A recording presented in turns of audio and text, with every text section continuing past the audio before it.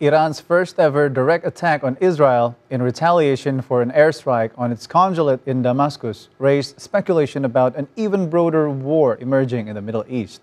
But Israel's extremely limited response appears to have reduced those concerns. RT correspondent Yusuf Jalali reports from Iran. For a bold response to Iran's unprecedented strike on Israel. On Friday, Iranians awoke to news of an alleged Israeli drone attack near an airbase in Isfahan, where the critical Natanz nuclear site is located. Shortly after, it turned out that Iranian defense systems had intercepted and neutralized 3 Israeli mini-drones, purportedly launched from within Iran.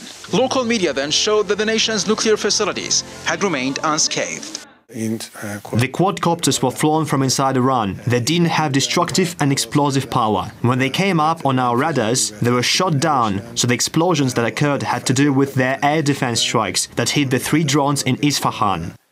It's still unclear whether it was Israel's ultimate response, since it's by no means on par with the fiery threats made earlier by the IDF, warning to target Iran's nuclear facilities.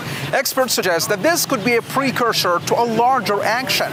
However, Israeli and Western media tried to sensationalize the incident as a conclusive response, something which sparked ridicule both in Iran and Israel. The disparity between Tehran's large-scale missile and drone assault and Tel Aviv's limited reaction is still the talk of the town.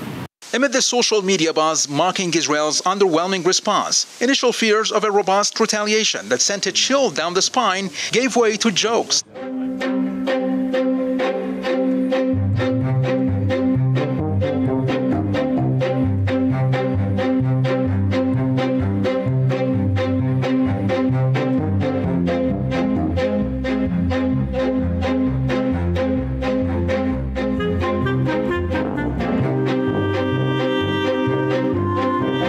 Iranian officials also downplayed the significance of the attack, with some expressing surprise at all the fuss about a major retaliation, only to see a relatively small drone strike unfold.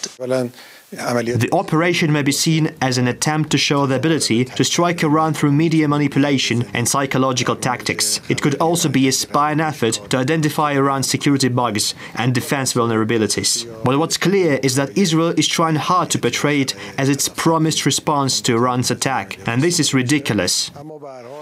Observers interpret Israel's measured strike as a strategic signal that it seeks to avoid broader conflict with Iran. If this is the case, this approach appears to have paid off, as there's no sign of Tehran's pledge of forceful retaliation. Iranian officials have indicated that they do not view the Israeli action as warranting retaliation. What happened last night was not a strike. But did any other country tell you something was happening and they were going to invade your airspace and attack possibly one of your bases? 2 or 3, they're like more like toys that our children play with, not drones. It was not worth telling us before it happened.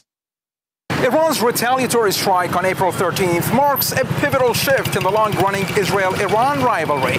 Formerly engaged in a shadow war, neither side had been interested in a direct confrontation. Now, Israel's targeting of Iran's diplomatic compound in Damascus and Tehran's subsequent response have altered the dynamics. Many perceive a shift in power balance in favor of Iran, as it was not expected that the Western powers would stay aloof in the face of Iran's assault on Israel. When Iran's seizure of an Israeli cargo ship in the Persian Gulf was thought to be Tehran's ultimate response to Israel, the West unleashed a wave of threats.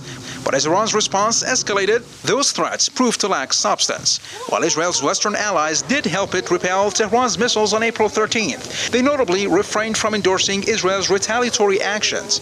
U.S. Secretary of State Antony Blinken emphasized America's non-involvement in Israel's drone strike on Iran, clearly signaling a desire to steer clear of the conflict. The United States has not been involved in any offensive operations.